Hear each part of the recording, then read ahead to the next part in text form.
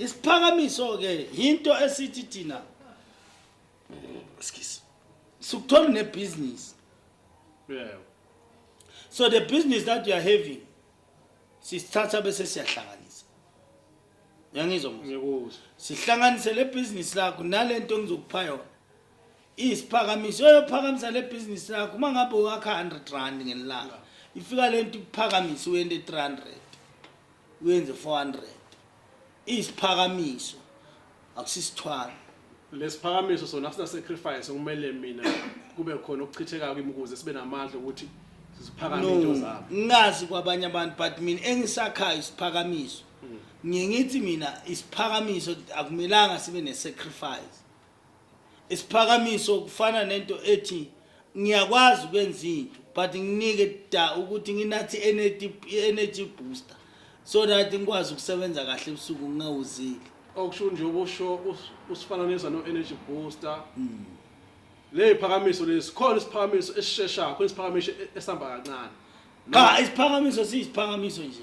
Isiphakamiso akusinto ukuthi sizothi ngoba iphuza igazi i-right cha. Ayiphuza igazi kusho ngeke vele uzifake negazi.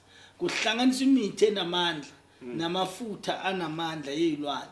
Kuhlanganise lezi zinto kubuye kugato wena ngato la emzimbeni. Maybe sesiyakhe negona noma liphondo lelito khona kufakwa tonke letinto lapha ephondweni. Bese siyakunika. Mawufika lapha le business yakho njengoba ngithi mina beyenza 100 bangangifakazela laba sibukele manje. Ama comment azosho ukuthi prof mina ibusiness lami ngithola ngo0.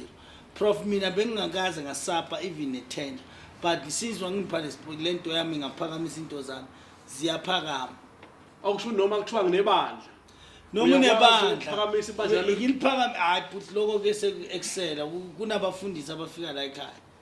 Nabo bishop kunabavangeli kunama archbishop kunama apostoli kunama ngakubala kuze kuse abafika la ekhaya but prof ibandla lami so angeke ngibiza abantu ukuthi bobani but baningi manje la prof njoba siya okhethweni uyakhona ukuthi ungenza ukuthi ngivotelwe abantu ngibeke lapha esigxobeni nami ngibe yikhansela noma ngibe umphathi uyakwazi ukunika amandla ungiphakamise noma emsebenzini mangifuna ukuba imanager noma ngifuna ukuba induna noma ngifuna ukuba inkosi ngokwezizwe ngoba phela nobukhosi buyabangwa namhlanje wena ungenza ukuthi kuthiwa nangu umuntu ofanele ilesikhundla lesi lokho ke sikwenza pheqekezi ayikho into engasidlu njenganyana ngikhuluma nawe ngengisho namhlanje ngothuba ngisebenza ama politician la isikole ngothuba ngisebenza politician so if ever bengisebenza politician ngo2 which means how many are they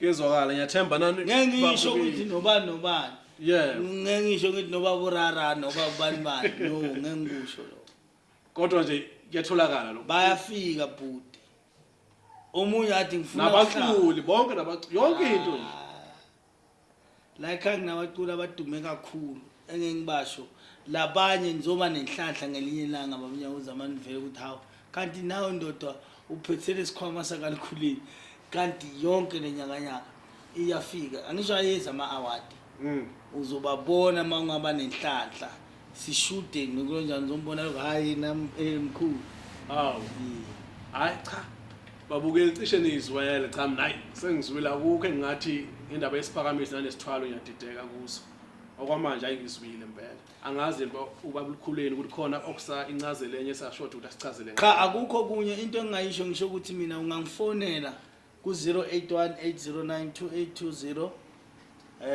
njengoba ubona le number la uphinde futhi ungishayele from 8 am bafuthi please 8 am until 6 am kwasha 6 or yaba ngi10:06 ungafoni wangifonela ngingabambi ungapheli amandla keep on trying ungahambi uyofuna namanye amanamba nginawo amanye amanamba ngifonele futhi ngamabomu ku +2588506354475 number yami yase Mozambique ngisebenzisa yona kuphela mangise Mozambique sometimes people will call me bangangitholi njengamanje ngikhuluma nawe so ngihamba ngilindwe iflight yami yangibamba mangiphuma la nje ngigibela indiza ngiyahamba ngeAfrika inkosi emsimbusisi hayi siyibongele siyi-Double TV.